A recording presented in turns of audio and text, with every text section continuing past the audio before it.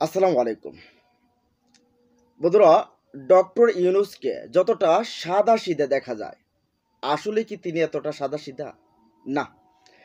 এখন আপনাদেরকে যে ভারতকে কিভাবে কূটনৈতিকভাবে মোদিকে ধরাশায়ী করলো এবং সংস্কার নাকি নির্বাচন, এই বিষয়গুলো নিয়ে আলোচনা হবে। এখন প্রশ্ন আপনাদের কাছে, সংস্কার নাকি নির্বাচন কোনটা দরকার?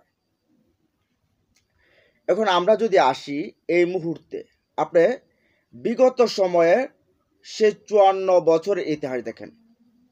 সেই ৫৪ বছরের ইতিহাসে সফলতাটা কতটুকু, আর এই ৮ মাসের সফলতাটা কতটুকু, একটু জাস্টিফাই করেন।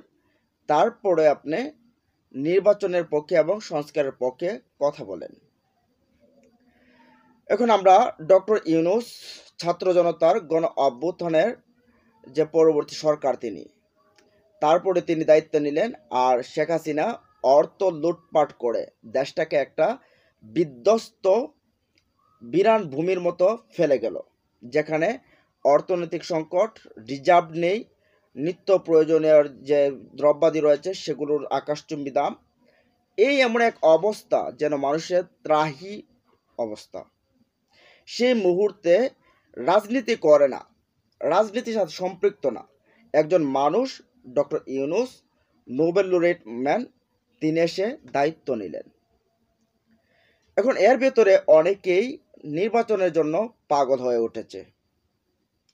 স্পষ্টভাবে আমরা বলি, একটা দল যেটা দেশের এই মুহূর্তে বড় দল বিএনপি, নির্বাচন পাগল পারা হয়ে গেছে। এখন আপনারাই বলবেন নির্বাচন দরকার নাকি সংস্কার দরকার? আপনারা দেশের জন্য ভালো চান নাকি সরকার আসলে, গণতান্ত্রিক সরকার আসলে দেশে ভালো হবে, এটা আপনারা বলবেন। এখন আপনাদেরকে একটু বলি, ডক্টর ইউনূসের যে সংস্কার, এই সংস্কার যদি ডক্টর ইউনূস না করে, গত ৫৪ বছরে যেগুলো উন্নতি হয়নি, সংস্কার হয়নি, সে আগামী ৫৪ বছরও এরকম সংস্কার হবে না। আবারও যেরকমভাবে ৯০-এ রক্ত দিতে হয়েছে ছাত্র জনতাকে, ২৪-এ রক্ত দিতে হয়েছে ছাত্র জনতাকে, ফ্যাসিস্ট হয়ে দেশের সরকার, সেই সংস্কার যদি না করে তাহলে আবারও এদেশে ফ্যাসিস্ট সরকার হবে। ফ্যাসিস্ট সরকার হওয়ার পর হয়তো বা আগামী আরও ১০ বছর পরে বা ১৫ বছর পরে বা ৫ বছর পরে ধরেন আবারও ছাত্র জনতাকে, আবারও সাধারণ মানুষকে রাস্তায় নামতে হবে কোনো একটা স্বৈরাচার, কোনো একটা ফ্যাসিস্টকে আবারও ক্ষমতা নামানোর জন্য। এখন এই দেশের, এই জাতির কি ইতিহাস শুধু বারবার এরকমই থাকবে যে এই এই দেশের মানুষ ভোট দিয়ে তাদেরকে ক্ষমতায় নেবে, নেওয়ার পর তারা আবার স্বৈরাচার হয়ে উঠবে, তারপরে আবার তাদের উপর এই নির্যাতন চলবে, তাদের উপর মানসিক নির্যাতন, তাদের উপর পণ্য নির্বাচন, নির্যাতন, এগুলো চলবে? এটা কি চায় দেশের জনগণ? এটা কি আপনারাও চান যে ২৪-এর পরবর্তীতে? এখন কোন কোন জায়গায় সংস্কারটা জরুরি দেখেন। এখন সাংবিধানিক যে সিস্টেম রয়েছে, ৫ বছরের জায়গায় ডক্টর ইউনূস বলছে ৪ বছর, যেটা ইউরোপে হয়, এটা হলে হয়। তারপরে প্রধানমন্ত্রী রাষ্ট্রপতির একটা ভারসাম্য অবস্থা রয়েছে ক্ষমতার, এই জায়গাটা থেকেও দরকার, এখানে বিএনপি না বলে যাচ্ছে, এটা আমরা জানি। তারপর দ্বিকক্ষ বিশিষ্ট সংসদ, তাহলে একটাভাবে একটা দল এককভাবে ক্ষমতাটা দেখাতে পারে না, ফেসিস্ট হয়ে উঠতে বাধা হয়। তারপরে সংখ্যানুপাতিক নির্বাচন, যেটা সারা দেশের একটা ভোট গণনা করা হবে, করার পর দেখা যাবে যে কে কত পার্সেন্ট ভোট পেল, যে ভোটের পার্সেন্টেজে ভোট বেশি পেল সে সরকার গঠন করবে, যেটা আমরা তুরস্কে দেখি বা ইউরোপীয় অন্যান্য দেশগুলোতে দেখি। এখন এই সংখ্যানুপাতিক নির্বাচনের কথাটাও ডক্টর ইউনূস বলছিলেন, সেই জায়গাটায় বিএনপির নিষেধ। তবে একটা বিষয়, ডক্টর ইউনূস বলছেন যে যাই করুক, যত বাধাই আসুক, আমাদের সংস্কার কাজটা, আমরা দেশকে এগিয়ে নিয়ে যেতে আমরা কাজ করব। আজকেও বলছে যে আমরা বৃহৎ সংস্কার চাই। এখন কারো কারো এই যে চাহিদা, যে নির্বাচন দেন, নির্বাচন দিলেই তো ক্ষমতায় গিয়ে আবারও সে আওয়ামী লীগের স্টাইল, আবারও সে লুটপাট, দুর্নীতি, টাকা পাচার, এগুলো আবার শুরু হবে, মাস্ট বি শুরু হবে। এখন এর আগে বিচার বিভাগ সংস্কার করা দরকার, বিচার বিভাগটা তো একেবারে ধ্বংস করে দিয়েছে। তারপরে প্রশাসন বিভাগটা সংস্কার করা দরকার, এটাকেও শেষ করে দিয়ে গেছে। এখানে একেবারে ঘুষ টুসের একেবারে নাজেহাল অবস্থা। নির্বাচন যে কমিশন, নির্বাচন ব্যবস্থাটা যেটা আছে, এটা তো সংস্কার করা দরকার। টোটালি ভাবে সব দিক থেকে একটা সংস্কারের দরকার, বড় সংস্কারের দরকার। তার সাথে সাথে এই যে মানুষগুলো মারা গেল, এটারও বিচারের দরকার। আর এগুলো যদি না করেন, তাহলে আপনি আবার নির্বাচন করেও যে বললাম না, ফ্যাসিস্ট তৈরি হবে, স্বৈরাচার তৈরি হবে, এটাই হবে, এটাই হবে, এটার ব্যতিক্রম কোনো কিছু হবে না। এই ৮ মাসে তো আপনারা দেখতে পাচ্ছেন।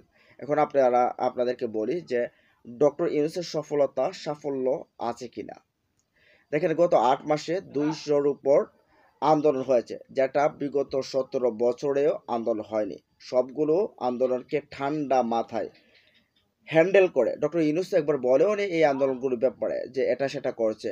ঠান্ডা মাথায় হ্যান্ডেল করে এগিয়ে নিয়ে যাচ্ছে দেশটাকে। এই রমজানে আমাদের দেখা মতে সবচেয়েতে সুন্দরভাবে মানুষ রমজান পালন করছে।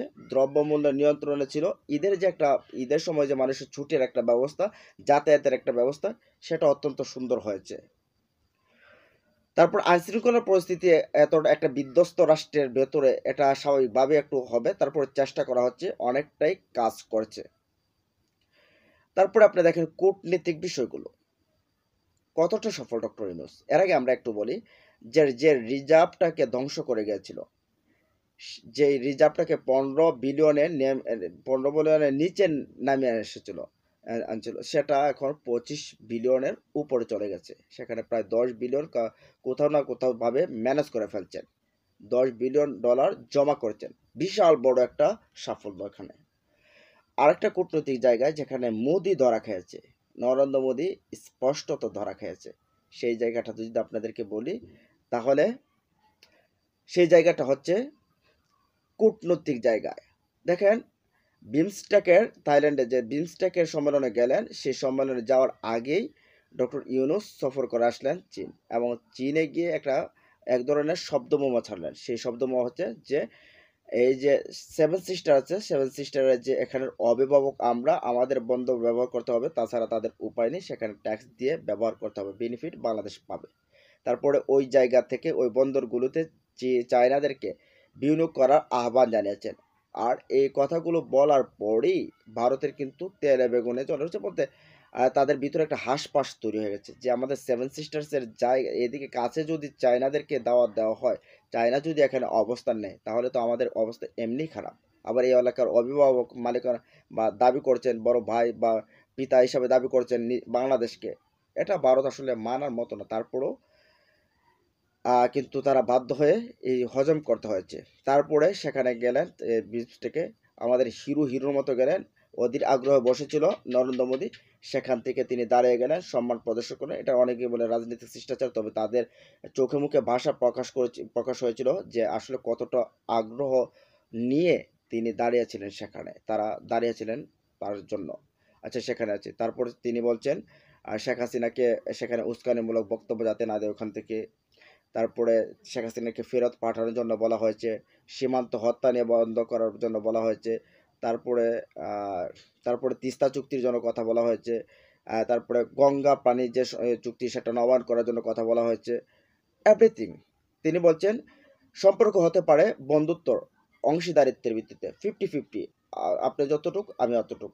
গোলাম আর মনিবের সম্পর্ক এখানে হবে না। শেখ হাসিনা যেরকমভাবে সেবা দাসী হিসেবে ছিল, সেভাবে হবে না। এই যে এরকমভাবে স্টেট কার্ড কবে কোন সময় কে বলতে পারছে? এটা ডক্টর ইউনূস বলতে পারে। এখন আপনাদেরকে বলি, আসলে কি দেশের ভেতরে নির্বাচিত সরকার আসলে এই সরকার ডক্টর ইউনূস যেভাবে আন্তর্জাতিক বিষয়টাকে হ্যান্ডেল করছেন, দেশের ভিতরের যে ওই বিভিন্ন বিষয়গুলো হ্যান্ডেল করছেন, তারা পারবে না, সম্ভব না। ডক্টর ইউনূস যে কাজগুলো করছেন সম্ভব না। এর জন্যই মানুষ এখন আওয়াজ তুলছেন যে আরো 5 বছর ডক্টর ইউনূসকে আমরা ক্ষমতায় দেখতে চাই। এখন আপনারা কি বলেন? মোদির কিন্তু এখানে দ্বিতীয় পরাজয়। এখন সংস্কার নাকি নির্বাচন জানান আপনারা কমেন্ট বক্সে। ভালো থাকুন, সুস্থ থাকুন, আল্লাহ হাফেজ।